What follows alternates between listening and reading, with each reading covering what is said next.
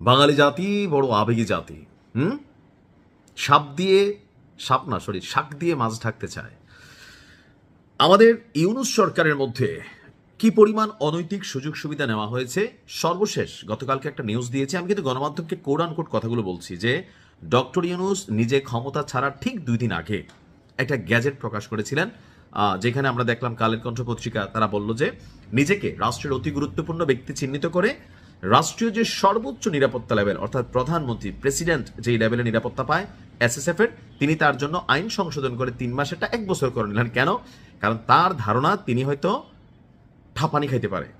আর সাংবাদিক ইলিয়াস পিনাকি আর অনেকে তো বলছে আসিফ নজরুল ইসলামদেরকে যে প্যান্ট খুলা খুলে রাস্তায় নাকি দৌড়াবে, এরকম অনেক হুঁশিয়ারি হুমকি ধামকি আছে।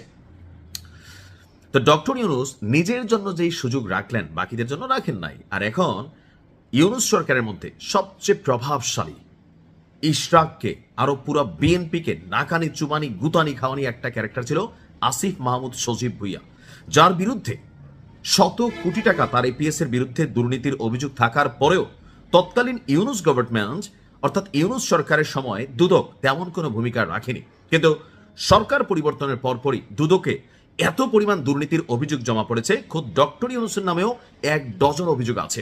এর পাশাপাশি এই সরকারের মধ্যে সবচেয়ে বেশি দুর্নীতির অভিযোগ আছে উপদেষ্টা আসিফ মাহমুদ সজীব ভুইয়ার মধ্যে।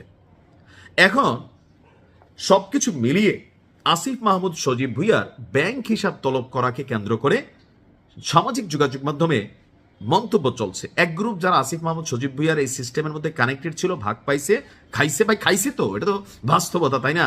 চপ্পল পরা আসিফ, রাষ্ট্রের 1% কোনো সুযোগ সুবিধা এরা বাদ দিছে।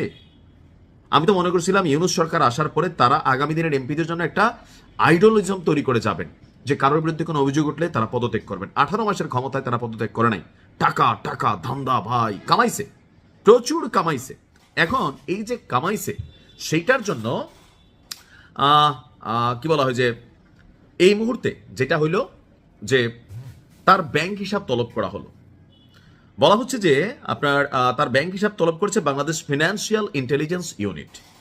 তো গতকালকে দেশের সব ব্যাংক এবং আর্থিক প্রতিষ্ঠানের কাছে এই সংক্রান্ত চিঠি পাঠিয়েছে আপনার সরকারের পক্ষ থেকে। চিঠিতে আগামী 3 কর্মদিবসের মধ্যে আসিফ মাহমুদ সজীব ভুইয়ার ব্যক্তিগত অ্যাকাউন্টের সব তথ্য নথিভুক্ত করে আর্থিক গোয়েন্দা সংস্থা বিএফআইইউতে পাঠাতে বলা হয়েছে।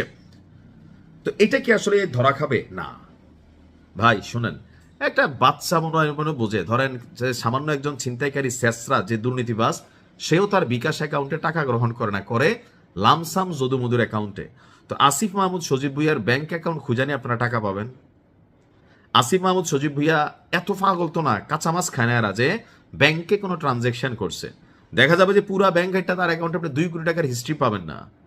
18 মাসের বেতন ভাতা ছাড়া এখানে কিচ্ছু পাবেন না।